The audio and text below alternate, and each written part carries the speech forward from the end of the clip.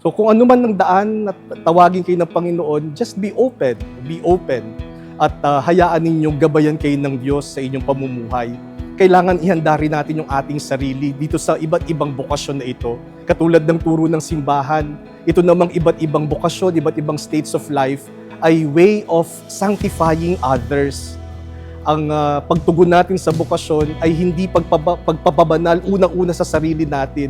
Sabi ng simbahan, pag tumugon tayo sa paanyaya ng Diyos sa anumang bokasyon sa buhay, ang tugon na ito ay tugon ng pagpapabanal sa iba. So yung pare, kaya siya nagpapare, hindi para maging banal siya, kundi para mapabanal niya yung bayan ng Diyos. Yung mga reliyosa, ganun din.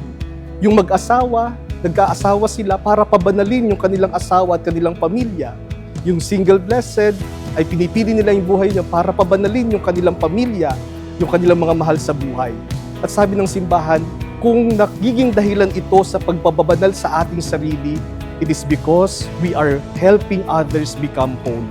So tumugon tayo sa paanyaya ng Diyos na maglingkod sa iba, magmahal sa iba, pabanalin ng iba, at ito yung maging daan ng pagpapabanal natin sa ating sarili.